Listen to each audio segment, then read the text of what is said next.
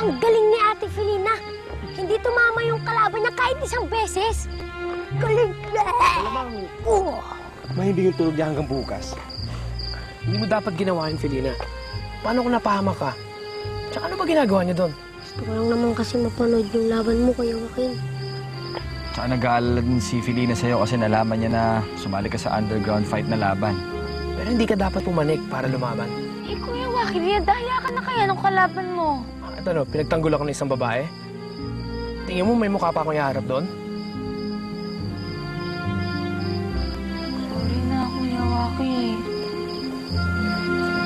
Ito na lang ang pagkakataon ko na ipagmalaki ang sarili ko. Tapos ano pa nangyari? Naging kahiyahaya ako ngayon. Kuya Joaquin!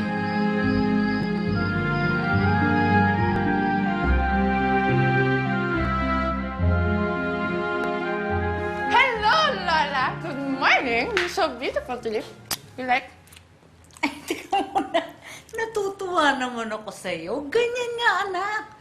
Lagi kang nakangiti. Hindi katulad ng isang araw na nakasimangot ka. Alam niyo, na-realize ko, mas lalo lang mapapalayo sa akin si Johan kung aawayin ko si Felina.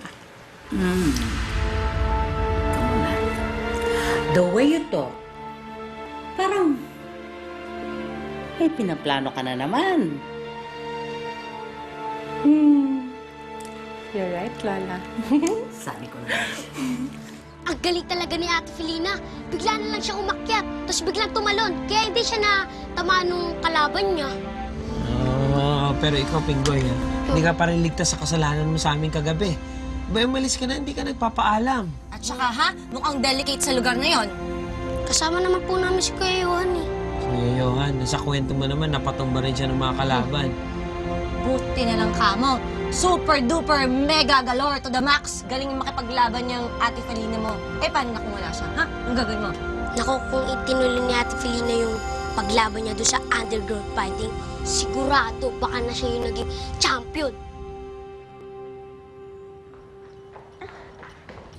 May bala ka bang patayin yung mami ko? Hindi po, Ma'am Chloe. Nanghina po kasi si Ma'am Celestina eh. Baka naman kasi, hindi ka marunong mag-alaga. Ginagawa ko naman po ang lahat, Ma'am Chloe. Well, it just comes to show na hindi sapat ang pag-aalaga mo. Hoy! Nakatunga nga ka na naman dyan. Tignan mo yung mami ko, nagugutom na. Pakainin mo! Celestina, maiwan ko lang po kayo sandali, ha? Sige na!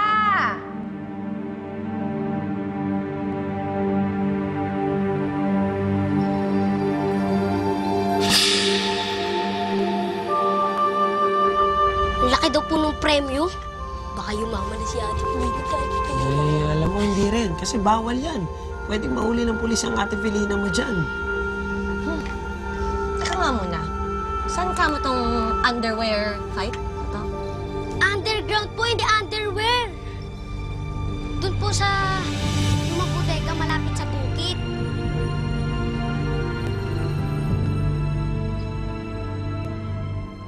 Kumusta ka na, Joaquin? Alam mo, Joaquin, ang pera hindi naman magbibigay sa iyo ng kasiyahan at saka hindi rin naman maayos ang problema mo sa pera. Ano bang nagtutulak sa iyo at gusto mong yumaman ngayon? Imposible yun kung wala ako. Sa pag-ibig, walang mayaman, walang mahirap. Sa pag-ibig, lahat ng tao ay pantay-pantay. At saka ang pag-ibig hindi masusukat kailanman.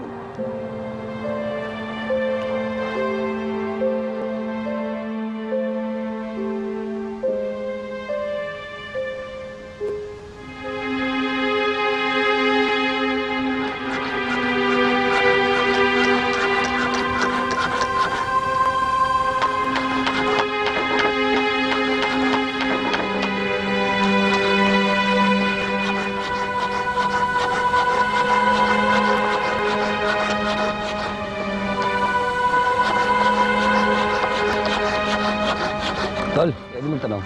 Ano yun? Totoo bang may nangyayari doon na underground fighting dito? Wala. Walang ganun dito. Bakit?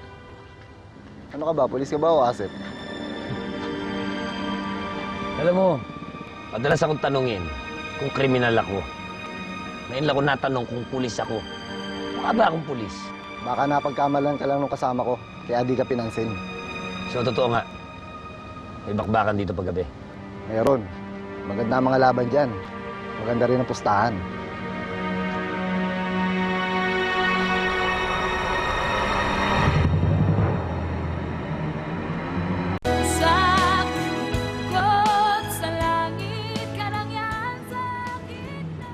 Ma'am Regina, pwede ho ba kayong maistorbo sandali?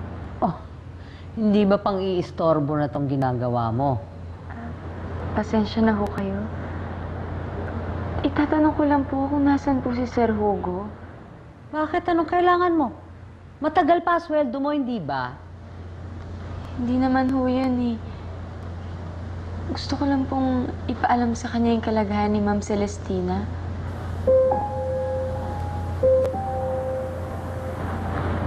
Habang tumatagal ho kasi, lalo pong lumalala ang kalagayan niya. Hi, Johan. Hi. Johan, yung tungkol kagabi. Kalimutan mo na yun.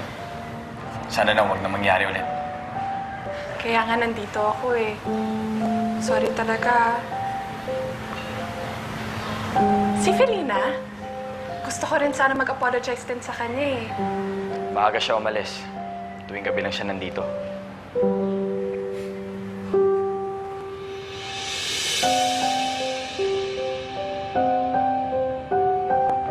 Meron pa bang ipinaiinom na ibang gamot dito kay Celestina? Wala naman po. Sinusunod ko lang po yung binigay sa kanya ng doktor. Eto, kanino to?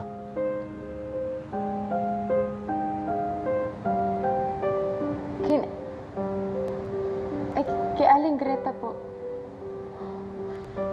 Ipinaiinom din niya kay Celestina? Hindi ko po alam eh. Sabi ko na nga ba eh, impacta talaga ang Gretang yan. Boss!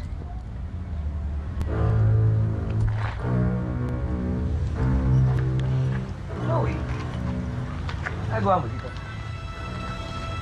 Boss! Baka na-miss kayo, kaya dinadalaw kayo. She, pumunta ako dito dahil kay Felina. Anong bago? Confirm. Tuwing gabi lang siya pumupunta kay Johan. At umaalis tuwing umaga. Kaya posible, tamang hinala natin.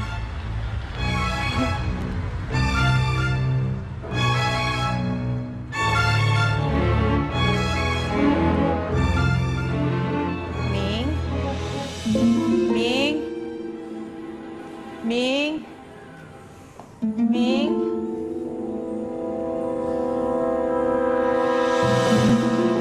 Ming?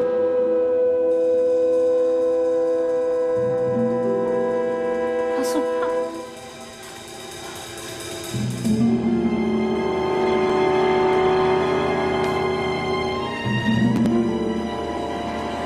Patay ka agad kapag dinamihan mo ang bigay.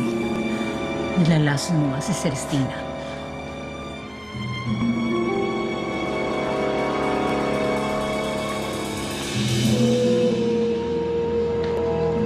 Tol, nagsimula na ba yung laban? Hindi yata to. Si Pilina kaya, yung babaeng pusa, lumaban ba siya? Wala. Hinahanap nga ng mga tao dito yun. Magaling yung pusang yun. Malaki na patumba kagabi.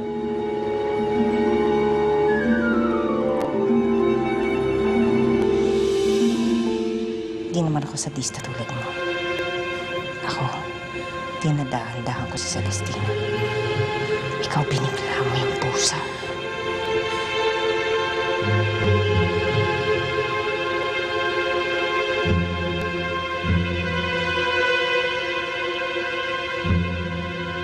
dapat bumalik para lumaban.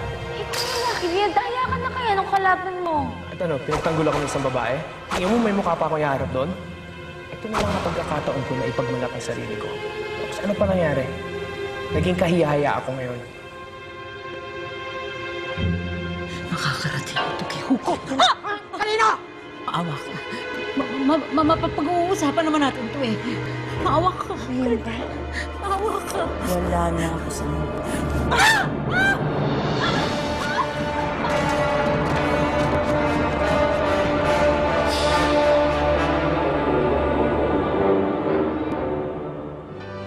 Buti't pagaling yung pasa mo.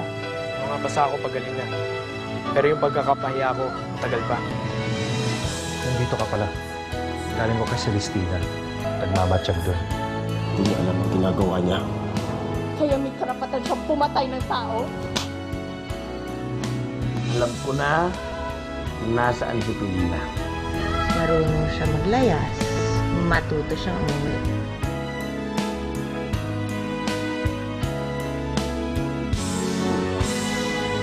Felina?